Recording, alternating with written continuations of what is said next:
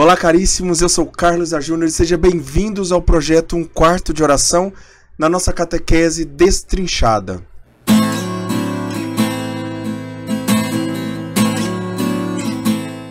Hoje nós começamos uma série de 2 vídeos, na verdade. Esses 2 próximos vídeos, tanto esse quanto o outro, nós falaremos sobre um único tema. Na verdade, são 4 temas e nós dividiremos eles então.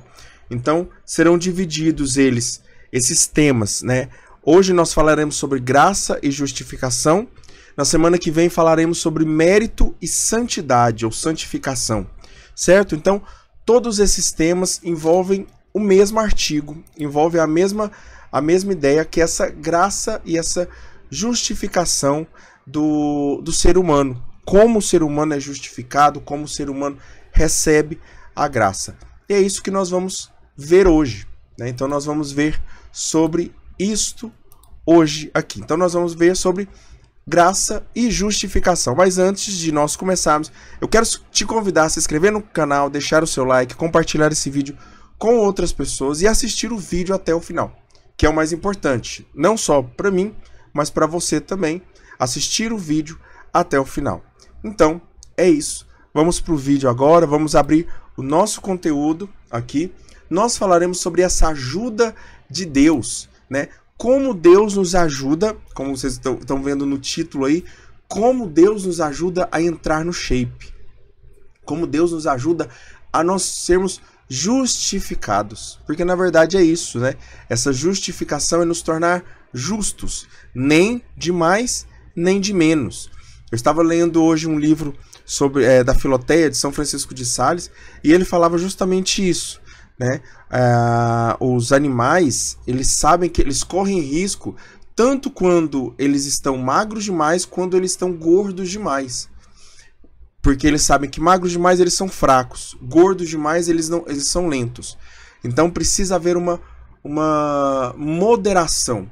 Essa moderação para o ser humano é essa justificação, é o se tornar justo, certo? Então é o que nós vamos ver hoje. O que é essa justificação? Bom, o catecismo ele dá 2 analogias para nós começarmos a falar sobre essa justificação. A primeira é uma entrada numa festa.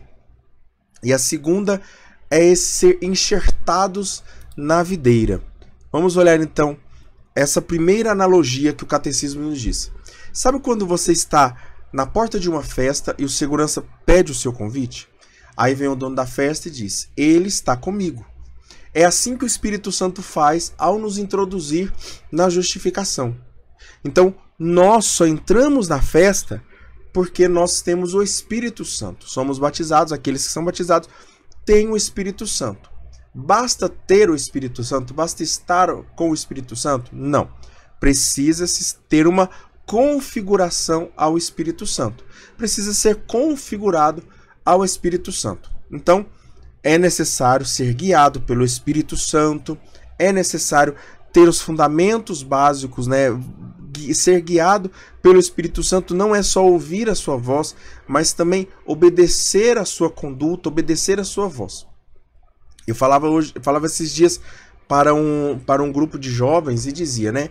Se você pegar um balão e você precisar escrever nesse balão, você precisar escrever coisas nesse balão com uma caneta, vai ser muito mais fácil se você escrever se ele estiver cheio. Assim também é com o Espírito Santo. Nós só colocamos a nossa oração, a nossa vida, ela só é mais bela, quando nós estamos cheios do Espírito Santo. Nossa alma foi criada para receber o Espírito Santo. Assim como o balão foi criado para ser cheio de ar, né, do ar dos nossos pulmões, a nossa alma ela foi feita para ser enxertado, criado, preenchido pelo Espírito Santo. E o que o Espírito Santo faz? O Espírito Santo, então, ele nos lava dos nossos pecados,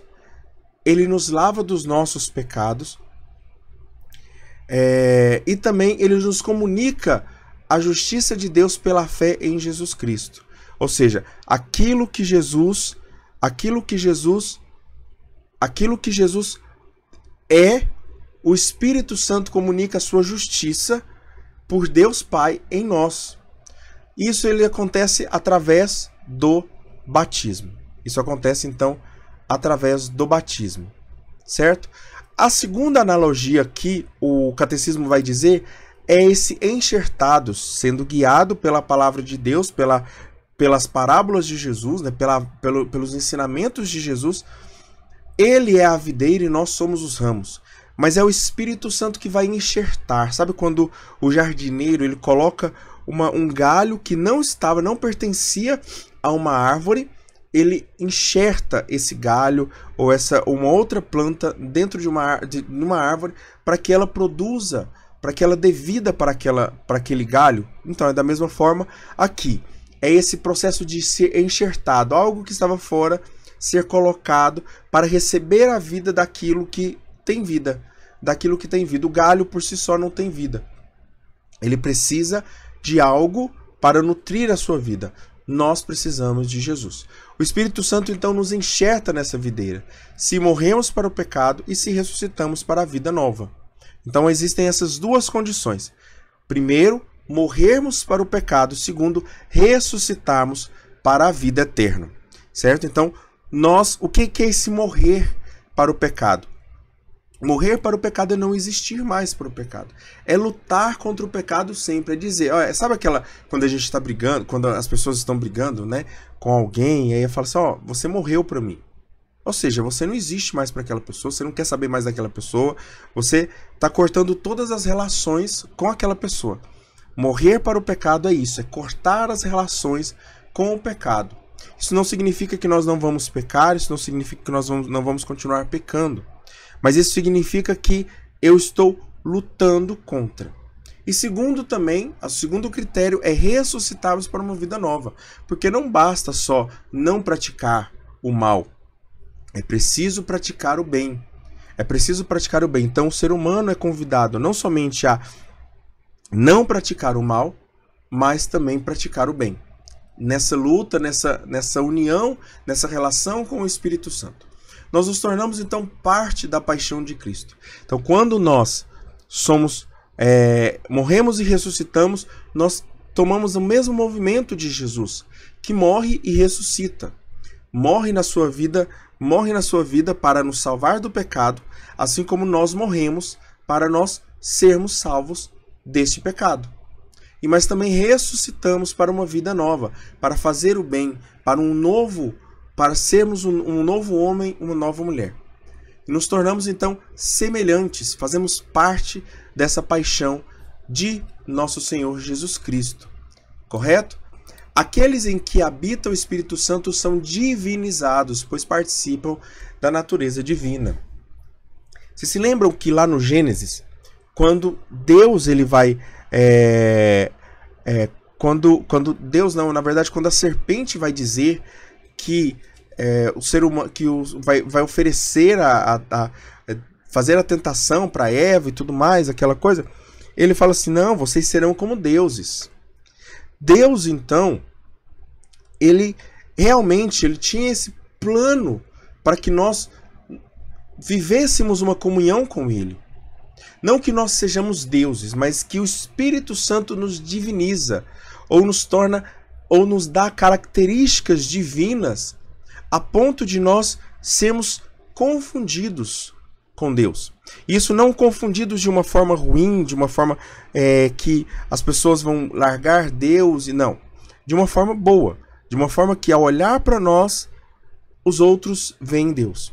E Deus ao olhar para nós, o Pai ao olhar para nós, ele vê o seu próprio Filho. Por isso nós podemos entrar no reino de Deus, certo? Por isso nós podemos entrar no reino de Deus. Porque quando os santos veem os outros santos, eles não veem somente o santo, mas eles veem o próprio Cristo refletido ali. Aquela história que eu já contei outras vezes aqui. Quando você olha para uma imagem, você não está olhando somente para a imagem, você está olhando para o que Cristo fez na pessoa representada naquela imagem. Então, quando você olha para uma imagem de Santa Teresinha, de São Padre Pio, de Beato Carla Cutz, São João Paulo II, qualquer outro, quando você olha para ele, você não está olhando somente para ele. Você não está olhando para uma imagem, mas você está olhando para uma imagem que representa uma pessoa que foi transformada por Cristo. A pessoa mais importante deste processo, dessa história, é o Cristo. E todos os santos reconhecem isso. Todos os santos reconhecem isso. Então, esse é o processo de justificação.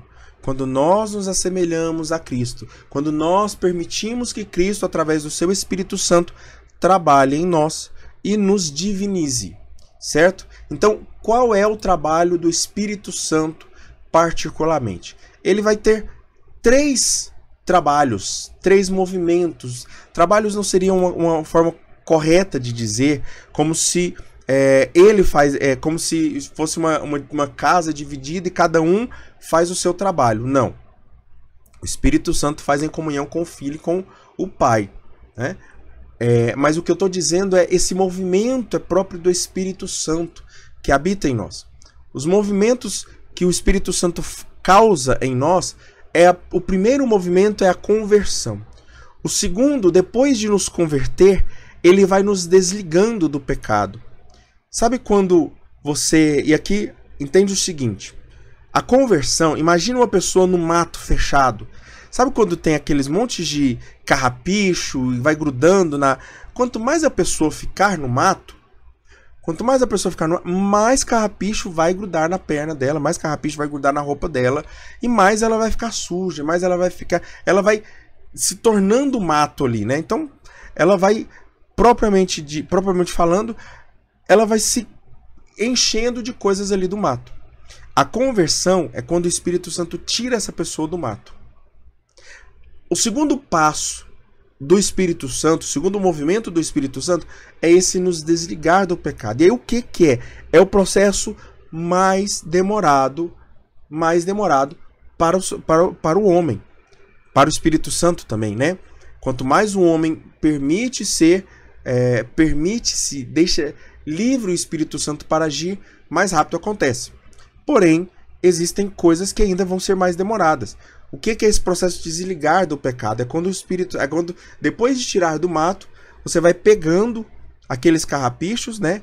E vai tirando. Então o Espírito Santo vai aos poucos tirando ali os carrapichos, as lamas, as gramas que vão grudando ali na roupa.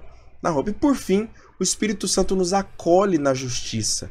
O que é esse acolher? Bom, depois que você não está com mais nenhum vestígio de injustiça, nenhum vestígio de carrapicho, nenhum vestígio de mato, aí sim você pode ser introduzido no reino de Deus. E aí você pode ser introduzido no reino de Deus. Mas vamos ver isso de uma forma mais detalhada, certo? Isso vai acontecer lá no parágrafo 1989 até 1991. O Espírito Santo então nos converte, que é esse processo de nos tirar do mato. A primeira obra que o Espírito Santo nos dá é a conversão, certo? Então, deixa eu só colocar isso aqui. É a conversão. Ninguém se converte sem a ação do Espírito Santo. O Espírito Santo, então, é esse GPS, essa voz, esse socorrista, o cão farejador que vai salvar sei lá, o que você achar que tirou aquela pessoa do mato. É isso, o Espírito Santo faz. Ele vai fazer isso de várias formas. Ele vai se manifestar de várias formas. A conversão, ela pode acontecer por meio da dor, por meio do amor, por meio de conhecer pessoas, por meio de um ministério, por meio de uma ação, por meio de um grupo de oração, por meio de um retiro, por meio de uma doença, por meio de uma morte. Enfim, o Espírito Santo, ele age como ele quer. O Espírito Santo, ele vai fazer como ele quer. Então, essa conversão, ela acontece de várias formas. E é um movimento da graça, ou seja, o Espírito Santo dá àquele que ele acredita que precisa. Aquele que ele entende que precisa. Também é chamado de moção. Então, é um movimento. Essa moção é esse movimento que nós já estamos falando aqui. Faz o homem voltar-se para Deus e desviar-se do pecado. Então, existem algumas moções do Espírito Santo que vão se perder. Não por conta do Espírito Santo, não por desvio do Espírito Santo, mas por desvio do homem, que ainda resiste ao Espírito Santo. Então esse resistir ao Espírito Santo ainda é um problema para essa conversão. Mas o Espírito Santo, por ser Deus e por ser amor, ele vai continuar movendo o homem até a sua conversão. Depois ele faz o homem voltar-se para Deus. E ao voltar-se para Deus, ele volta, ele sai do mato e ele desvia-se dos pecados. Então ele, ao sair do mato, ele já percebe que ele está cheio de carrapicho. Ele fala, não, chega. Então ele vai tentando pisar, e aí ele já começa a enxergar, fala assim, opa, isso aqui tem carrapicho, aqui eu não vou, aqui tem ama, aqui tem grama. Então ele já vai vendo, observando onde ele vai pisar. Esse processo dessa conversão é um processo de sair do mato com a ajuda do Espírito Santo, na graça do Espírito Santo. Faz o homem acolher o perdão e a justiça do alto. Ou seja, é o homem que reconhece os seus pecados, que ele que se embrenhou no matagal, que ele se embrenhou nesse mato e que ele precisa do perdão de Deus. Do perdão de Deus. Através da remissão dos pecados, da santificação e da renovação do homem interior. O segundo movimento do Espírito Santo, depois de nos converter, é começar esse processo, que é um processo mais longo, o processo de nos desligar, de tirar os carrapichos e jogando fora. Certo? Então o pecado está em contradição com o amor de Deus. Por isso o Espírito Santo nos desliga do pecado. E aí esse movimento que é contrário. O que é contrário ao amor de Deus? O pecado. Então, às vezes o Espírito Santo está ali tirando os carrapichos e a gente vai lá e começa a brincar de novo com os carrapichos que ele jogou fora. Né? Ou vai andar pelo lugar ali, vai se embrenhar de novo com aqueles carrapichos.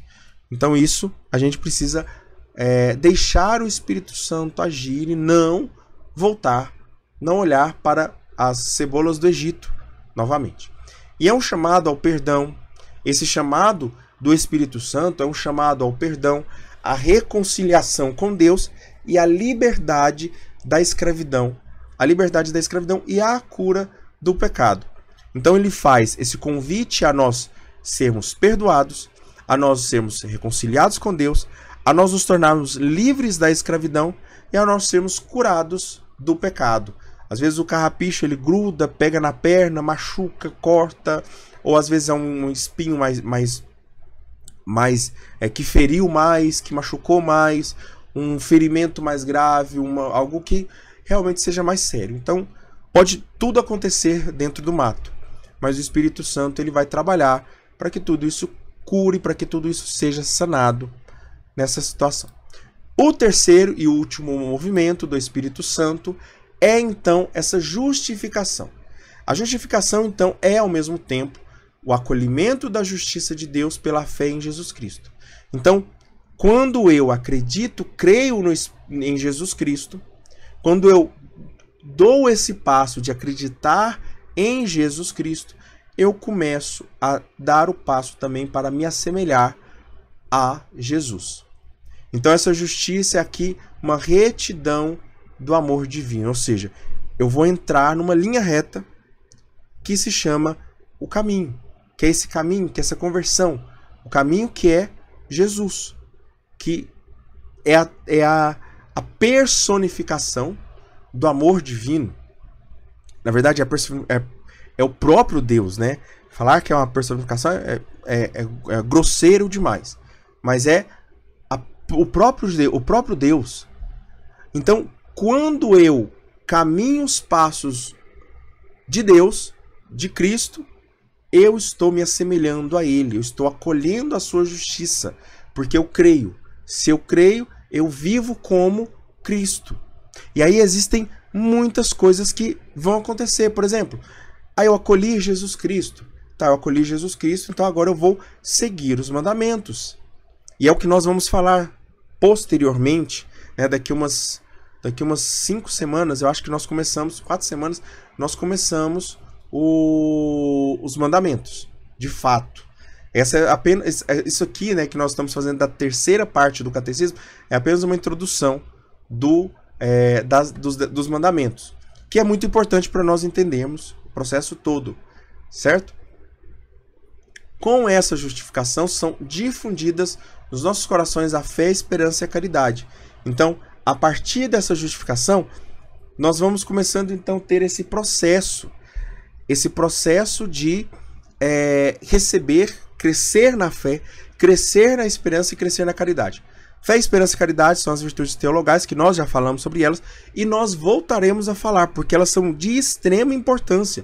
Nós falaremos sobre ela, se eu não me engano, no primeiro mandamento. Quando nós falamos sobre o primeiro mandamento, quando nós pecamos, vamos falar sobre os pecados contra a fé, pecados contra a esperança e pecados contra a caridade, certo? E dado a nós o poder de obedecer à vontade divina. Então o Espírito Santo ele vai nos dar esse poder de obedecer. Então, enquanto nós estamos nesse segundo processo de sermos desligados, ainda temos dificuldade de obedecer.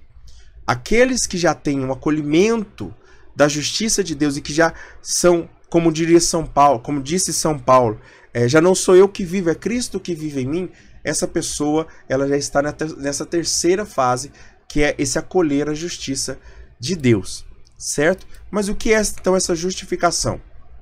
A justificação, segundo o catecismo, ela vai acontecer de 4 maneiras. Ela vai acontecer na paixão de Cristo, ela vai acontecer por uma dupla colaboração, ela é maior que a criação, e essa justificação é uma santificação, certo? Vamos lá. O início da justificação do homem acontece na paixão de Cristo. Foi a paixão de Cristo que nos mereceu a justificação. O sangue de Cristo se tornou propiciação, ou seja, forneceu, permitiu propiciação pelos pecados do homem. O que é isso? Ele permitiu o perdão dos pecados do homem. Essa propiciação é esse fornecer o perdão, certo? Através do batismo, nós encontramos essa justificação, nós entramos nessa justificação, como eu falei lá no início.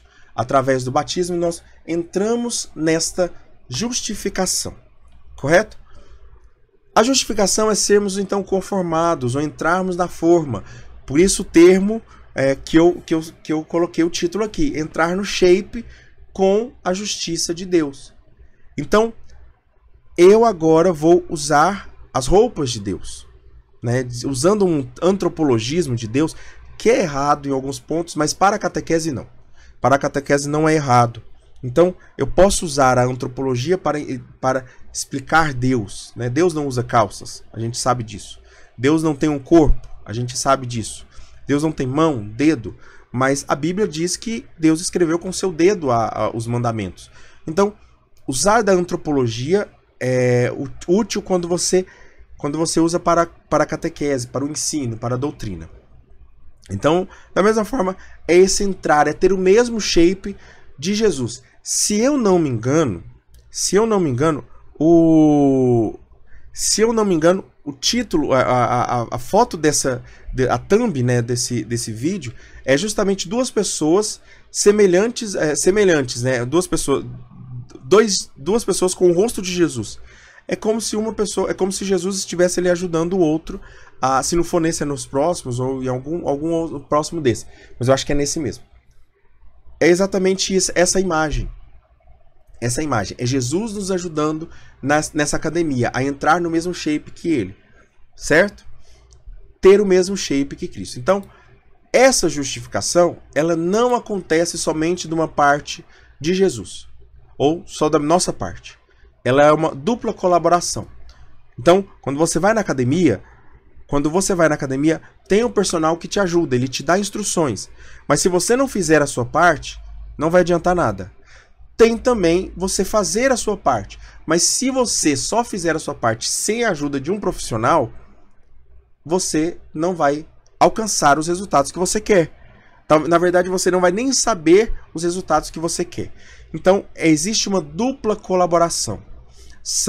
É um trabalho feito a 4 mãos. As duas de Deus e as 2 nossas.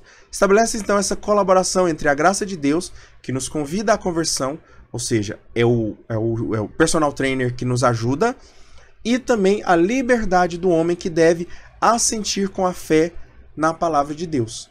Então, o homem livre, E aí a segunda colaboração, a primeira colaboração é a da graça de Deus, a segunda colaboração é dessa liberdade do homem que assente com a fé a palavra de Deus, na palavra de Deus. É a pessoa da academia, o atleta, sei lá, né, a pessoa que está malhando ali, que vai obedecer à voz do personal trainer. Ambos são impulsionados pela caridade. Então é esse amor que vai impulsionar. O Espírito Santo que se move no coração do homem, o homem pode rejeitar a graça. Então, existe esse movimento da graça, da caridade, melhor dizendo. Existe esse movimento da caridade, que é um movimento do Espírito Santo. O Espírito Santo é que vai mover na caridade o homem. Mas o homem também pode rejeitar essa graça, essa caridade. Mas não pode progredir na justiça sem ela. Então ele não pode progredir sem a caridade. O homem não progride sem a caridade. Certo? Depois, também a justificação nós precisamos entender que a justificação ela é maior do que a criação. Certo? E aqui eu estou falando da criação mesmo, da criação do homem, da criação de toda a humanidade. Porque é um trabalho muito mais excelso de Deus. Muito mais excelso de Deus. Porque é a primeira vez que Deus trabalha em colaboração, em companhia, não é companhia a palavra que eu quero usar, mas é em união, em cooperação, né? Em cooperação com uma outra criatura. Aliás, com uma criatura, melhor dizendo, né? É a primeira vez que Deus trabalha em cooperação com a criatura, com a criação. A justificação é a obra mais excelente do amor de Deus, manifestada em Jesus e concedida pelo Espírito Santo. Certo? Isso não significa que Deus Pai fica de fora desse movimento, mas significa que, propriamente dito, Jesus e o Espírito Santo é que estão à frente, ou melhor dizendo, que estão mais... que se manifestam mais, certo? Para Santo Agostinho, justificar o ímpio é maior que criar o céu e a terra. Então, Deus, ao criar o céu e a terra, não fez algo tão belo quanto justificar uma pessoa. E aqui a gente pode olhar para a Virgem Maria, que ao justificá-la desde antes do seu nascimento e também justificá-la para que ela nunca pecasse, foi a obra mais divina, mais bela que Deus poderia fazer. Por isso os católicos olham com tanto carinho por Nossa Senhora. Porque ao olhar para ela, lembra daquilo que eu falei lá dos santos? Porque ao olhar para ela, para olhar para os santos, nós vemos o Cristo. Mas quando nós olhamos para Nossa Senhora, nós vemos a obra plena dessa justificação. E Maria nada mais é do que a antecipação daquilo que nós viveremos no céu. Nós seremos como Maria no céu. Como Maria. Não seremos como Jesus, tá bom?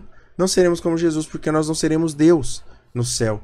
Nós seremos como Maria, uma criatura que foi humilde, obedeceu e chegou no céu. Correto? Santo Agostinho então vai dizer que muito maior é justificar o ímpio do que criar o céu e a terra. Céus e terras passarão, mas a justificação de um salvo não passará. Um homem salvo, ele não volta atrás. E aqui um homem salvo eu estou falando de um justo, de um santo, né? De uma pessoa que já morreu e está no céu. Até mesmo que a criação dos anjos já justificados, pois testemunha uma misericórdia muito maior. Então, os anjos que são justificados, e aqui eu estou falando de anjos que não caíram, obviamente, né? Os anjos que são justificados, eles não passaram pelo processo da misericórdia de Deus. Eles não passaram por... Então é um processo que vai muito além da própria criação dos anjos, da própria manifestação e existência dos anjos. E para finalizar, a justificação então é essa santificação. A justificação implica então uma santificação de todo o ser. Não somente de parte, mas de todo o ser. É o Espírito Santo que ensina como mestre interior do homem. É o personal trainer do homem. É o personal trainer particular, 24 horas, sempre que o homem quiser. Converter é mudar as forças. O que era usado para o mal, agora será usado para o bem. Então o Espírito Santo vai pegar tudo aquilo que você é, sabe, faz, viveu, existiu, experimentou, tudo que você ele vai, nesse processo de conversão, ele vai transformar para que você faça agora para o bem. Use para o bem. Certo? Então essa é a primeira parte dessas 4 partes. E agora nós vamos falar a segunda parte, que é sobre a graça. Entendendo sobre a justificação, agora vamos entender sobre a graça. O que é a graça? A graça é um favor permitido por Deus. É um chamado a participar em uma vocação sobrenatural. Certo? Vamos lá então primeiro. Então, essas 3 coisas, elas explicam a graça. A primeira explicação da graça é justamente isso. A nossa justificação vem da graça de Deus. Graça é esse favor. É Deus estar ao nosso favor. É o socorro gratuito que Deus nos dá. Por isso, gratuito, graça são a mesma coisa. Graça é algo que é gratuito. E é quando gratuitamente Deus está em nosso favor. Não é porque nós forçamos Deus, não é porque nós pagamos. Na verdade, não há possibilidade de nós pagarmos Deus para isso. Não há possibilidade de nós pagarmos Deus para que Ele providencie a sua graça, para que Ele dê a sua graça. Até porque é graça e é gratuito. Então essa graça é um favor. É quando o rei permite algo aos plebeus. Então o plebeu chega lá e fala, eu já dei essa explicação, mas vou repetir. É quando o plebeu chega lá e fala assim, eu tenho uma fazenda, eu queria, além de criar galo, além de criar galinha, eu queria criar também vacas lá. O meu vizinho, ele tem vacas para vender, eu tenho dinheiro para comprar, mas eu preciso da sua permissão. É a permissão, então é um reino, nós vivemos num reino, o reino de Deus, onde tudo é graça, onde tudo que acontece é por permissão de Deus. Mesmo que nós não peçamos, então aí, se você está no seu trabalho, é porque Deus permitiu que você estivesse, mesmo que você não pediu, mesmo que de maneira explícita você pediu, Deus é quem permitiu que todas as coisas acontecessem. Tudo é permissão de Deus. Como diria Santa Teresinha, não, na verdade eu acho que é Santa Teresa d'Ávila, que diz, tudo é graça, certo? Eu não sei se é Santa Teresinha ou Santa Teresa que diz, mas enfim, vai ficar Santa Teresinha aqui, eu não vou corrigir isso não. Certo? A graça também é um chamado a participar, porque não basta só o rei permitir. Porque o rei permitir para você criar vacas e você continuar criando somente galinhas, você não está participando. Então precisa de uma participação, precisa também do seu empenho, precisa também do seu trabalho. Então Deus nos coloca na intimidade. Então essa participação, essa graça nos coloca na intimidade com Deus Trino. E essa intimidade é trabalhar juntos, é trabalhar unidos, é trabalhar em comunhão, mais precisamente no batismo. Então é quando eu vou trabalhando com o Espírito Santo, eu vou trabalhando com o Espírito Santo na minha vida, nesse meu terreno, para que o reino possa crescer, possa evoluir a partir de mim e também a partir dos outros também. Onde nós participamos da graça de Cristo. Como filhos adotivos no Filho unigênito, chamamos Deus de Pai, recebendo o Espírito Santo pela caridade. Então, no Filho, nós somos filhos adotivos e podemos chamar Deus de Pai. E quando chamamos Deus de Pai, nós recebemos do Pai esse Espírito Santo que foi dado ao Filho. Certo? E esse Espírito Santo produz em nós a caridade. Essa graça também é uma vocação sobrenatural. Ela é eterna. É uma vocação para a vida eterna e sobrenatural. Sobrenatural, pois só Deus pode revelar-se e dar-se a si mesmo. É algo que nós não vemos. Sobrenatural porque foge da natureza. Não existe uma regra. Deus não tem regras. Deus não segue regras a não ser que ele tenha estabelecido essas regras como algo justo, certo? Então, as regras que já existem foram estabelecidas por Deus porque Deus assim o quis. Assim o quis, assim o revelou, assim se deu, assim ele desejou, assim ele anelou, assim ele quis, assim ele aproveu. Ultrapassa a capacidade da inteligência e as forças humanas. Então não dá para entender. Por que você tem o emprego que você tem? Às vezes você acha que você tem o emprego que você tem porque é o que você precisa, porque é o que você conseguiu, porque por conta das suas capacidades. E muitas vezes, aliás, em todas as vezes, melhor dizendo, é porque Deus permitiu. É porque Deus permitiu. Então, o que você é, o que você passou, o que você tem, o que você não tem, é graça de Deus. Essa graça que foi permissão de Deus. O que você tem é permissão. O que você não tem é permissão. O que você teve é permissão. A história que você teve é permissão. A história que você não teve é permissão de Deus. Foi Deus que permitiu que você não tivesse. Foi Deus que permitiu que você tivesse. Ultrapassa então a capacidade dessa força das vontades humanas e da inteligência. Certo? Então, existem dois tipos. Então, existe a graça santificante. O que é a graça santificante? Nós falamos dessa permissão de Deus, que é a graça. Mas existe toda a permissão de Deus, tudo que Deus dá para o homem, é para o bem do homem. Então, Deus ele derrama essa graça santificante ou deificante. Deificante porque diviniza o homem, torna o homem divino. E é um dom gratuito de Deus para nós, para nos curar e santificar. Essa graça é para que nós sejamos santos. Então, você está no seu trabalho? Por que você está no seu trabalho? Porque é nesse trabalho que você vai alcançar uma santificação. Se alguém está em Cristo, é uma nova criatura. Quais são as divisões da graça? Há dois tipos de graça em Deus. A graça santificante e a graça atual. E aqui nós temos duas graças, certo? A graça santificante é um dom habitual, ou seja, é algo que é habitual no homem. De alguma forma, o homem vai estar sempre tendo que se santificar ali, né? No todo o seu trabalho, em todos os seus movimentos, Deus vai ter que ir trabalhando vai ter que ir trabalhando no ser humano, nessa graça. Essa graça vai sendo trabalhada no ser humano. Mas o ser humano ele precisa sentir. Quando a alma assente na presença de Deus, também chama-se de graça habitual. Essa graça habitual é como a partida do carro. A partida do carro. Então o carro ele tem o motor de ignição ali, o motor de arranque dele. E é o que vai tirar o carro do movimento. Mas aí depois ele precisa de uma outra graça para mantê-lo em movimento. A lei de Newton vai dizer o seguinte, né? Um corpo tende a se manter em movimento, tende a se manter parado se em uma força agir sobre ele.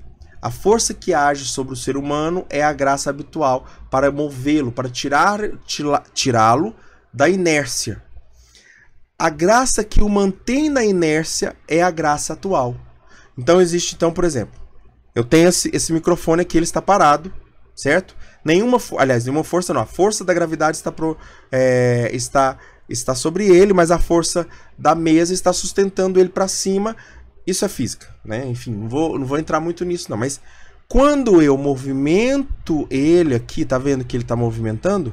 Quando eu movimento o microfone, eu estou usando uma força sobre ele. Essa força que faz ele movimentar, você percebe que ela é um pouco mais forte. Para tirar algo do seu movimento, ele é um pouco mais forte. Quando ele está em movimento, você precisa trabalhar menos. Por isso que as marchas da bicicleta, as marchas do carro, elas vão ficando mais leves com o passar. Vão precisando de menos força. Você vai precisando de menos força. E aí você vai precisando mudar a marcha. É assim também na vida do ser humano. que vai sendo mudando essas marchas. A graça atual, então, é essa outra graça que mantém melhor dizendo, gente, eu errei aqui, eu confundi. A graça santificante é essa graça que se torna um hábito no ser humano. Por isso se chama graça habitual. A graça atual é quando o Espírito Santo atua. Então, volta aqui e vamos refazer essa explicação. Tá bom? Vamos refazer essa explicação. Tudo que eu falei sobre graça santificante, que é essa graça que é o primeiro arranque do carro, é a graça atual. É quando o Espírito Santo atua diretamente na graça, no carro. Tirá-lo da inércia. Mantê-lo na inércia é a santificante. Mantê-lo na inércia é a santificante. A graça atual, então, é essa intervenção de Deus.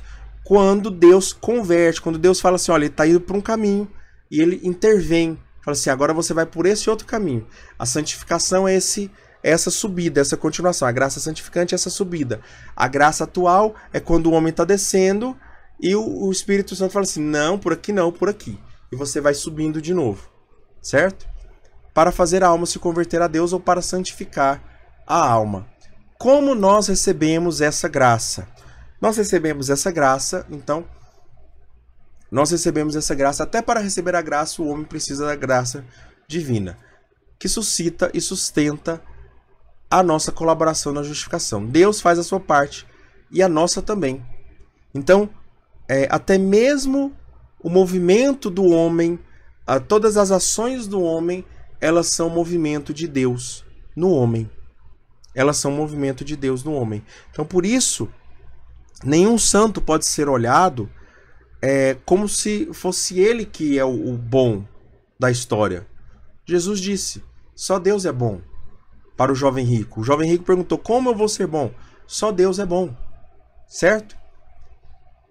Então, só Deus é quem faz o bem no ser humano.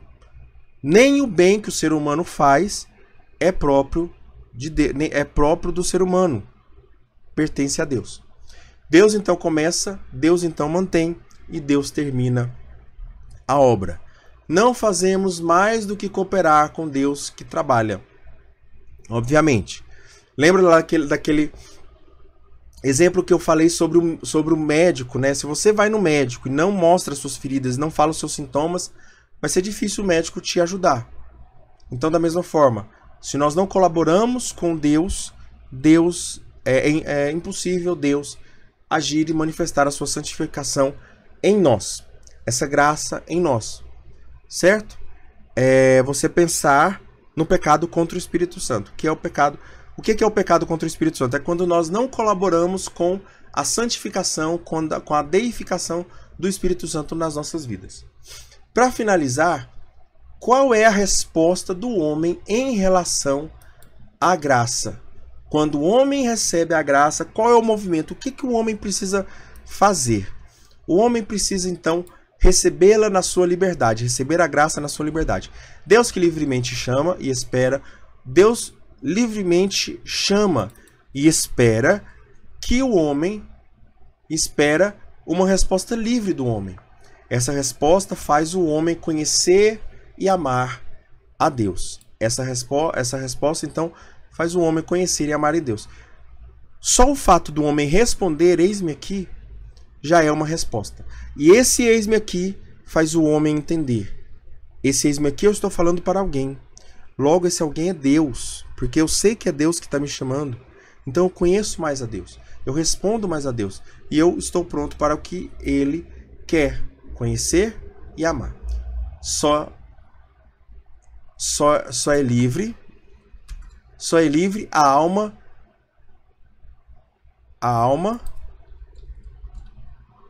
que ama-o. Só é livre a alma que comunga-o.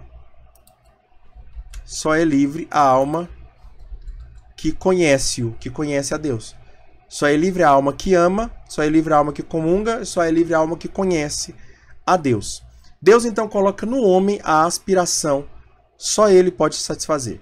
Então, essa sede que o homem tem de Deus, que nós falamos lá no início do catecismo, só Deus pode saciar. Só Deus pode dar liberdade, só Deus pode dar a verdade, e só Deus pode ser o bem para o homem. A vida eterna prometida corresponde a essas aspirações. Então, na vida eterna, no céu, nós receberemos, nós seremos saciados dessa sede que Deus colocou em nós. Por isso que o inferno é tão degradante, porque imagina você passar a vida toda, passar um período sem algo, dizer assim, olha, eu vou ficar 1 hora sem água, beleza, 1 hora sem água. Eu vou ficar 2 horas sem água, beleza. Eu vou ficar 5 dias sem água. Bom, 5 dias já é muita coisa. Então tá bom, mas 5 dias, eu vou depois de 5 dias beber água? Sim, depois de 5 dias você vai beber água. Mas imagina você pensar que você nunca mais vai beber água. Essa sede que tem no homem de ser justo, de receber o bem, de felicidade, de liberdade, né? Que eu falei aqui de verdade, os condenados no inferno, eles nunca serão saciados. Em contrapartida, aqueles que estão no céu, eles são plenamente saciados dessa liberdade. Nós estamos, de certa forma, no meio termo. Nós podemos ser saciados pela verdade, podemos ser saciados pela liberdade, mas ainda não é uma liberdade plena, ainda não é uma verdade plena, ainda não é um conhecimento pleno, ainda não é um bem pleno. Certo? O dom do Espírito Santo. A graça é dom do Espírito Santo, é dado pelo Espírito Santo, é um presente do Espírito Santo, que nos justifica, que nos santifica, que nos associa à sua obra, que nos torna capazes de colaborar na salvação nossa e dos outros, e nos torna capazes de colaborar na salvação, e nos torna também capazes de crescer no corpo místico de Cristo. E crescer no corpo místico de Cristo é se tornar mais humilde, mais obediente, mais pobre, mais caridoso. Existem as graças sacramentais, que são os dons próprios dos diferentes sacramentos. Nós falamos sobre sacramentos aqui. Então, existem as graças dos sacramentos. Mas também existem as graças especiais, chamadas carismas, que aí são dados conforme a necessidade da igreja, necessidade do povo, necessidade da pessoa, das pessoas, melhor dizendo. Certo? Deus não dá uma graça, Deus não dá um carisma para alguém ou para um grupo de pessoas sem que o povo ao redor ali necessite desse carisma. Então, por exemplo, Deus me deu o dom de tocar violão. Ele me deu o dom de tocar violão porque outras pessoas precisam que eu exerça esse dom. Então, se você não entende os dons que Deus te deu e não coloca isso em prática, você está jogando a graça de Deus fora, você está enterrando as sementes, você está jogando pérolas aos porcos, você está usando a graça para nada que Deus lhe deu. Então é necessário sempre estar em serviço. Chamamos de carismas. Significa um favor, um dom gratuito e benefício. Muitas vezes extraordinário, certo? Então é algo que realmente as pessoas poderiam ser salvas sem o Carlos tocar violão? Sim, mas Deus quis que o Carlos tocasse violão. Então Deus quis que o Carlos, porque é extraordinário. Mas é no ordinário que nós seremos salvos. O que é ordinário? Os sacramentos. Mas para chegar aos sacramentos, para incrementar os sacramentos, o Carlos pode tocar numa missa, o Carlos pode tocar num batismo, o Carlos pode tocar numa missa de crisma, e assim por diante, numa missa de primeira Eucaristia, num retiro para jovens. Entende? É o extraordinário, mas não significa que aquilo é essencial, é extra, só está fora, mas o importante é o que está dentro. Então são dons dos milagres, das línguas, os carismas que estão ordenados para a graça santificante e têm por finalidade o bem comum da igreja. Muito importante isso aqui, ó. Por finalidade, o bem da igreja, o bem comum da igreja. Ah, o Carlos recebeu o dom de tocar violão. É para ele? É só para ele tocar no quarto dele? Não, não é. Estão a serviço da caridade que edifica a igreja. Quais são as graças? Graças de estado e natureza da graça. Existem graças que são particulares do estado de vida das pessoas, certo? São dons concedidos para auxiliar no exercício das responsabilidades na vida cristã e nos ministérios da igreja. Exemplo, as pessoas que falam de Deus, os profetas, os ministros, os que ensinam, os que exortam, os que praticam a caridade, os que praticam a liderança. Cada um vai receber um carisma próprio dele, que reflete não somente a sua experiência, a sua vida, a sua história, mas também o que o Espírito Santo quer nele. Mas também existem graças que são próprias de vocações. Graça do o padre que recebe uma graça é diferente do pai que recebe uma graça, que é diferente da mãe que recebe uma graça, que é diferente do religioso que recebe uma graça, que é diferente do presidente que recebe uma graça, que é diferente do governador que recebe, do prefeito que recebe uma graça para governar um povo. E isso aqui eu não estou falando só de coisas de igreja, eu estou falando de comunidade, eu estou falando de sociedade, de tudo. Então o Espírito Santo ele se manifesta e age em todas as pessoas, mesmo aquelas que não são batizadas, porque o Espírito Santo sobra onde quer. E a gente precisa entender isso. E quando a gente entende isso, a gente entende que todas as coisas concorrem para o bem dos que amam a Deus. Tudo é graça. Então quando a gente entende isso, que o Espírito Santo está em todas as pessoas, conduzindo e governando, cuidando, zelando, tomando o controle de todas as situações, nós recebemos essa paz. Porque Deus está no comando de tudo. Deus está no comando de tudo. Esses sentimentos e ações não são indicadores da nossa justificação e da nossa salvação. O que acontece? Não significa porque essa pessoa está sendo guiada pelo Espírito Santo, não significa que o prefeito, o governador, o papa, o padre, o pai, a mãe, está sendo movido por esse Espírito Santo, é que ele é justo ou está salvo, certo? Então, ter esses sentimentos, eu fui movido pelo Espírito Santo. Tá, você foi movido pelo Espírito Santo. Esse Espírito Santo, esse mover do Espírito Santo, ele te levou à santidade? Não, não levou. Então, você não está se santificando, certo? Por mais que você até obedeceu naquele momento, mas se você não obedeceu nos outros, não adianta. Finalizando o nosso tema de hoje, que nós continuaremos na semana que vem, isso aqui já ficou claro, os frutos da graça e exemplos de confiança. Quais são os frutos da graça? Quando a graça age em nós, ela manifesta alguns frutos, ela dá alguns frutos, que são os benefícios que Deus concede nas nossas vidas e na vida dos santos. A consideração desses frutos nos motiva a ter a fé e confiança em Deus. Então, quanto mais nós percebemos a graça em Deus, mais nós acreditamos e confiamos em Deus. É a resposta de Santa Joana d'Arc aos seus juízes. A resposta de Santa Joana d'Arc aos seus juízes ilustra a atitude de Deus, a atitude de confiança na graça de Deus. Então, Santa Joana d'Arc ela vai dizer isso aqui: se não estou na graça, Deus nela me ponha. Se estou, Deus nela me guarde. Ou seja, estar na graça é algo extremamente importante para o ser humano. Então, estar na graça.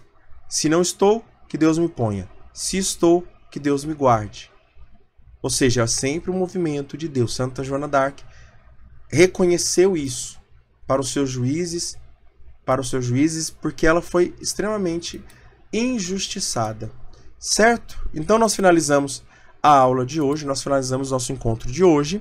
Semana que vem nós continuaremos falando sobre mérito e santificação, falaremos sobre a segunda, terceira e quarta parte desse artigo 2 do Catecismo e vamos continuando na nossa graça. Antes de nós terminarmos, se inscreve no canal, deixa o seu like, compartilha esse vídeo com outras pessoas e a palavra para você comentar aqui é personal, porque é esse trabalho que o Espírito Santo faz em nós, nas nossas vidas, que nós fizemos a associação nessa aula de hoje. Personal, escreve aí, personal, para você, para eu saber que você assistiu o vídeo até o final. Correto? Louvado seja o nosso Senhor Jesus Cristo, para sempre seja louvado. Tudo por Jesus e nada sem Maria. Fiquemos selados na proteção de Deus que é Pai, Filho e Espírito Santo. Amém. Deus abençoe muito a sua vida.